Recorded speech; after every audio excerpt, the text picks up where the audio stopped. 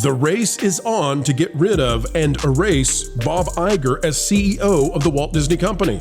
It's something so few in the mainstream ever thought that would be said or written about the man who once was known as the Mousy Messiah. And yet, now, Disney board members may be saying sayonara to the guy, the legend, the greatest CEO of a generation. Bob Iger has to go. And who he will pick, who will be next, will not be his selection. We'll tell you why right now.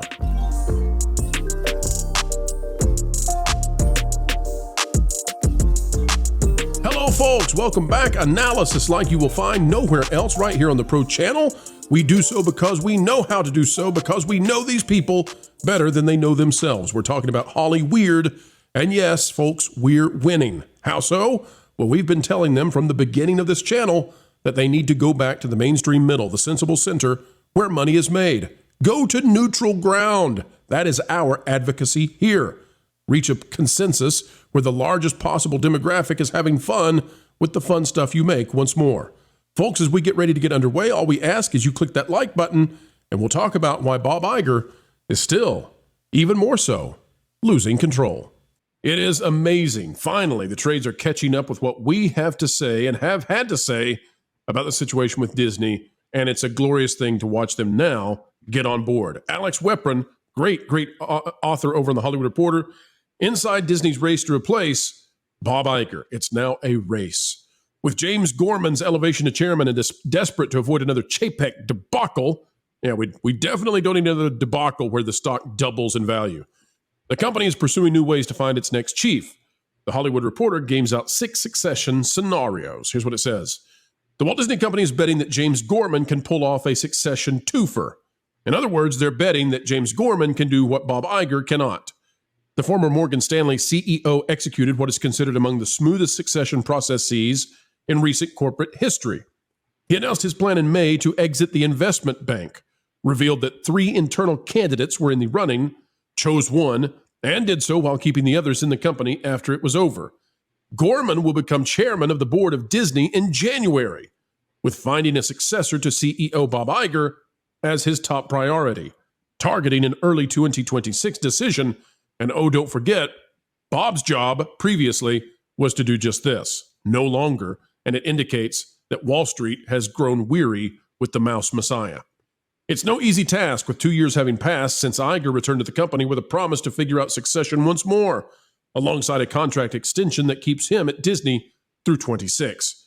What you currently have now is an extremely powerful CEO, but whoever follows him in this role will not enjoy the same amount of informal power, says Henning Pizunka, an associate professor of management at the Wharton School of Business at the University of Pennsylvania. In that sense, it's a somewhat ungrateful job to fill. While you formally get exactly the same position, informally you have a very, very different power basis.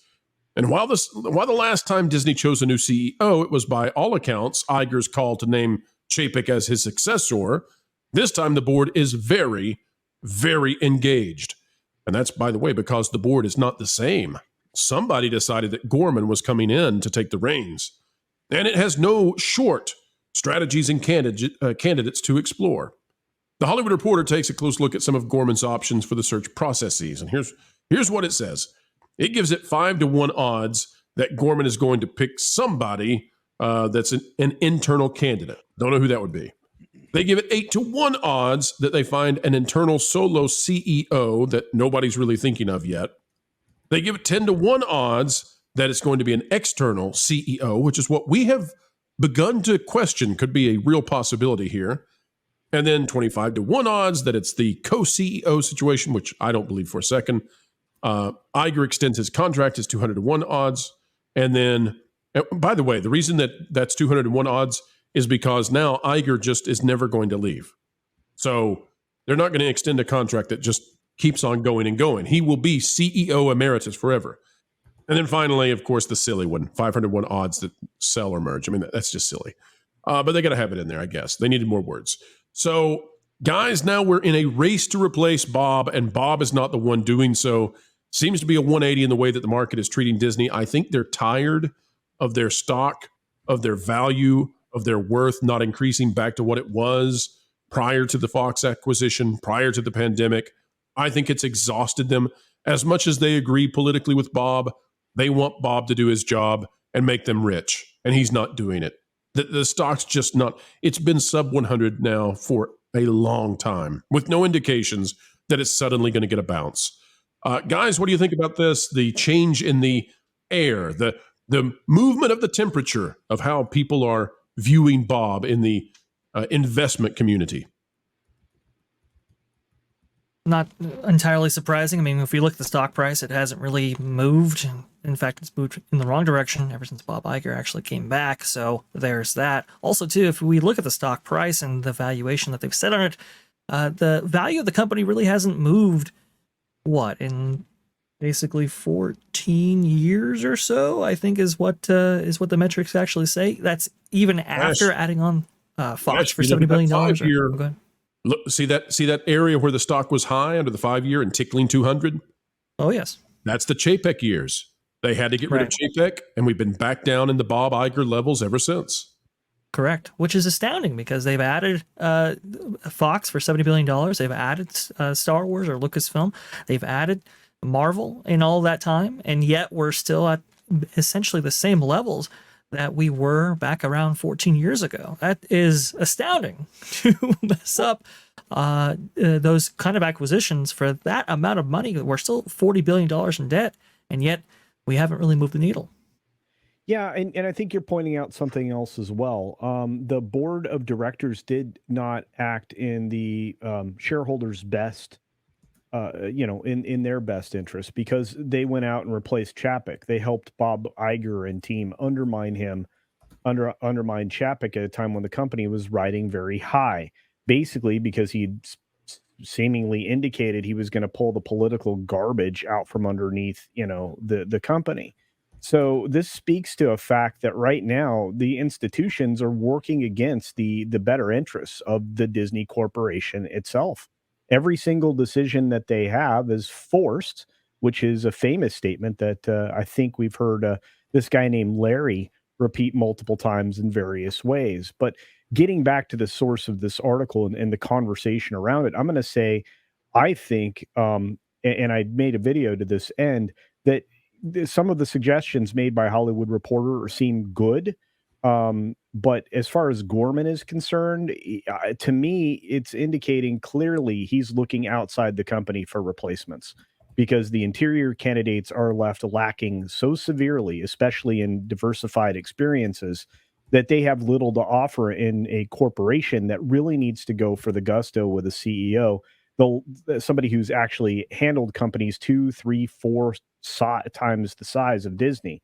There aren't very many of those, and they need to back up a Brinks truck to hire one. Otherwise, they are doomed for this middling level performance forever, or maybe worse.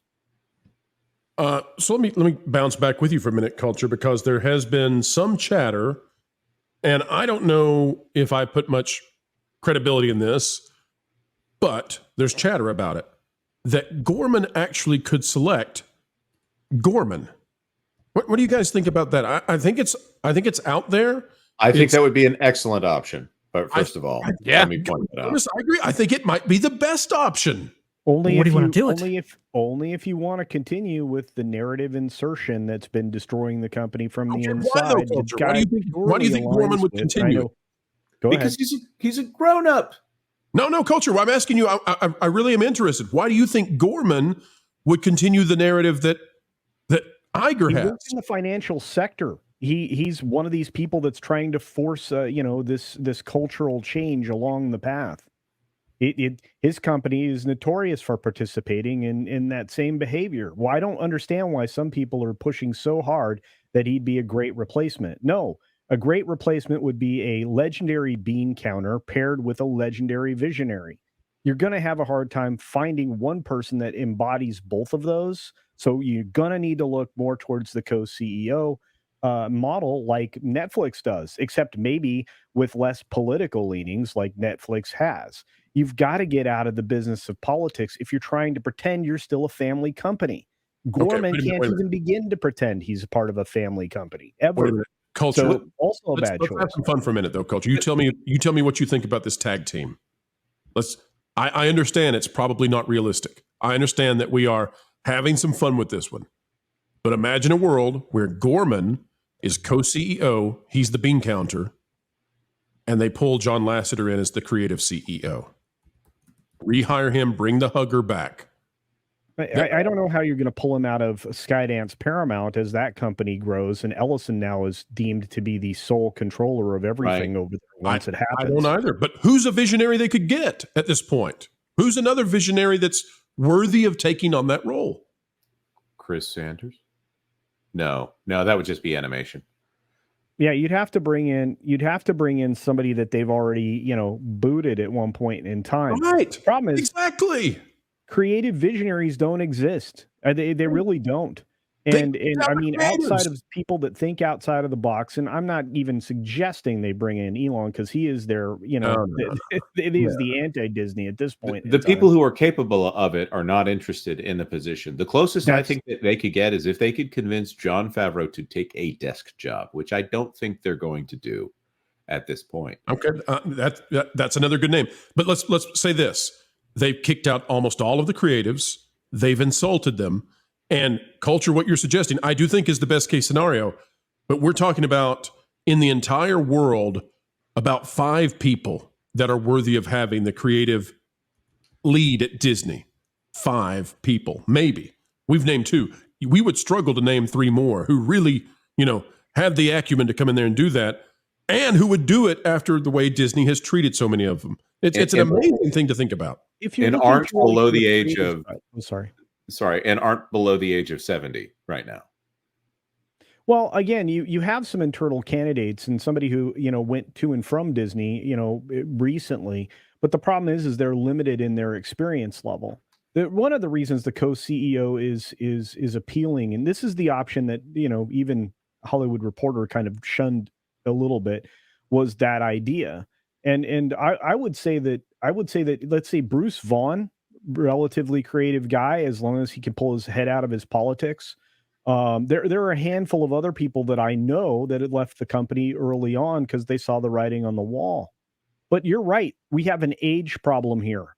There's a complete lack of creativity because everything that Disney brought in for the last 15 to 20 years has been MBAs that came out of a business school that lack the real practical life experiences on the creative side of the business. That's why all these people are 1,000 years old, because they're the only ones that can still think creatively and look down the road at what could be. Disney hasn't imagined a possibility in a long time, which is why they ran screaming away from the latest redevelopment of Epcot. I mean, point to me, to some kind of a visionary out there in the world. Well, there's a guy that's running NVIDIA. He's not going to leave that. That's $1 trillion company. You got Elon Musk, who's on the cusp of pushing things to the point where he could be a trillionaire. Is he going to just buy Disney outright? Which is also a suggestion that was in that Hollywood Reporter article, right? Somebody sell or merge. Wasn't that like 100 to 1 or something? I don't remember. Yes. It's like 500 to 1. Yeah, whatever. It's just, I'm going to tell you that outside of Musk buying the company and then finding the right people to do what needs to be done there's not really a private interest in and or a visionary that's interested in acquiring the company. You don't want China acquiring the company. They mostly have, at least in all the assets that are in Asia at the moment, outside of OLC. And OLC is a licensing deal, which Disney is trying to kill slowly because they are really frustrated. They won't give you, discount mountain of splashing, weirdness sauce or Lion King or whatever other garbage they want to throw at you.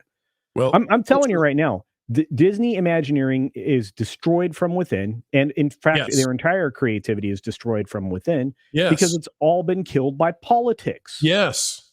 Mm-hmm. That's a triple yes, an emphatic yes to everything you're saying, Culture.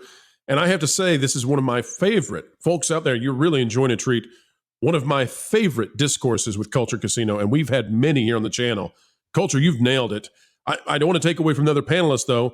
Before we hop off this topic, Vash, Marvin, anything you guys want to say, add to this one?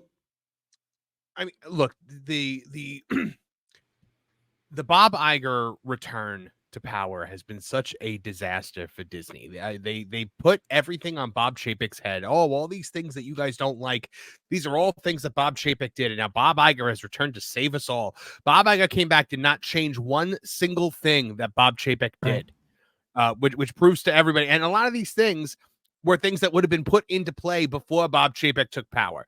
So Bob Iger did an amazing job of pulling the wool over people's eyes, but you can only do that for so long. And now I think everybody is pretty much, you know, they're aware of the grift at this point, and that includes Hollywood. They're done with it.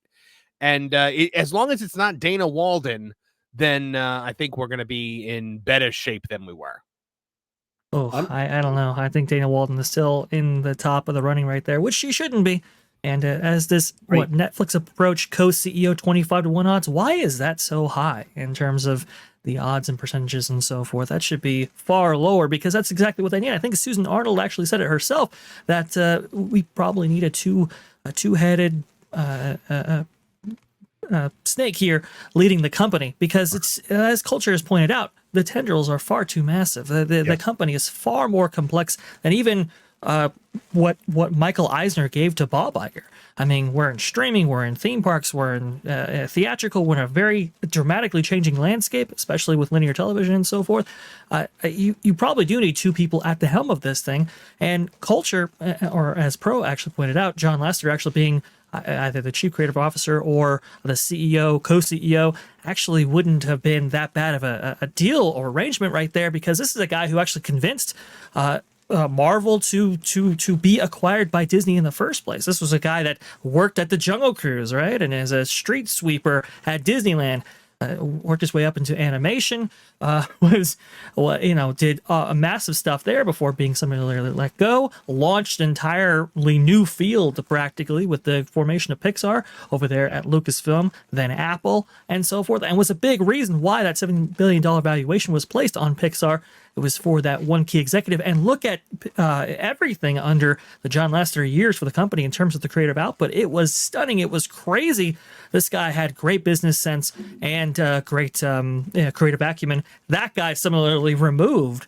And so now you can't get that guy back. And so you're kind of left with this. Yeah, we have a lot of bean counters, but not a lot of people who understand how to run this creatively driven enterprise. Go ahead, Culture. I was going to say, you got a lot of Roys and you got no Waltz. Yeah, no, exactly. Actually, you don't even have a Roy, because there is, there's a lot of shady bookkeeping going on right now. And while Roy was creative, he certainly wasn't willing to push some of the boundaries that if Disney gets caught up in, would really, really create massive problems for them. Fortunately, because of their political leanings, they aren't being investigated properly. But we'll step aside from that, and I'll just say, really the only way to operate this company is the way it was before Eisner and Wells. That everybody can argue, I think, on this panel that when Wells was lost, Eisner lost his way, and there was nobody to replace him with. Now, had Pixar had been a different stage, and maybe had they acquired it, and maybe Lasseter had been given that kind of creativity, it would have been better. But you need two heads of a dragon. You need a chimera. To operate this company, because now it's even more complicated and larger. And if trying to pretend that it's a technology company is laughable, because ridiculous. As with everything, Iger had to go out and acquire the technology, none of which anybody in building built. And still, it's kind of, janky, for lack of a better way to call it. Yeah, so, I would say that right now, Disney probably doesn't have enough actual bean counters. They've got a lot of Herbert Sorrells, though, I would say. So the thing that I want to point out here is Ed Catmull has not been brought up in this conversation yet, and his talents at Pixar cannot be underestimated. And he's also the problem that we have right now in bringing people up, other than John Lasseter. A lot of the people brought up in this conversation are at least 70 years old or above, whether it is Don Bluth, Hayao Miyazaki, Musker, Clements. Most of the people that we would say have the capability of running the studio don't have the capability of running the studio for more than 5 to 10 more years, or not counting on it. Another thing that I also want to bring up here, Wall Street Journal's out here doing profiles on both Dana Walden and Kamala Harris together, which I think from a Disney standpoint, the fact that Disney has forgotten the fact that they need to function as an apolitical company, that's the problem here.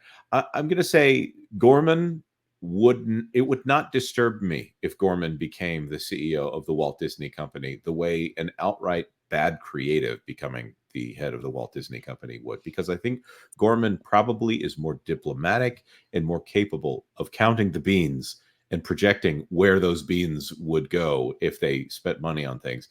They want these things to run well, and they've been ignoring the profit incentive for so long that I feel like a numbers guy being in charge would be good. In the same way that Chapek, well, for his many failings, he had more capability of correcting the ship here at Walt Disney than Bob Iger did. So I don't know. I'm not against Gorman. If he ends up being the CEO, I'm not against it.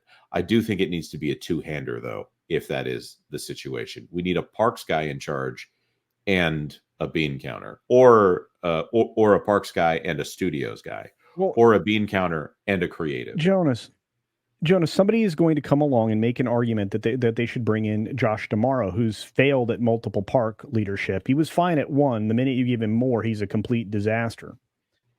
So, you can't be Josh. Are you going to bring back like somebody like a legend like Joe Rohde, or is he too old? Tony Baxter is clearly too old. Have you noticed they pushed out all the legends? Stags would have been my choice. Folks, it's time to bid you adieu, but we hope that you will help us anew. And that is, we're only asking you click that like button. Share, subscribe, click it, stick it to those algorithms. It is the notification bell, and drop a comment down below. And oh, by the way, have you gone the way of thatparkplace.com? www.thatparkplace.com. It's the website that if you're not yet bookmarked to, well, you should be. A bastion of truth and knowledge when it comes to entertainment and everything that's going on. Go check it out today, folks. We would love to have you over there as well. All right, we are getting ready to head out, but do not fret, for we will put out 4 more videos tomorrow, so long as the good Lord allows. And we believe that probably, just might, happen. All right, until the next time we get to share time with you, keep learning, keep growing, and as always, keep having fun.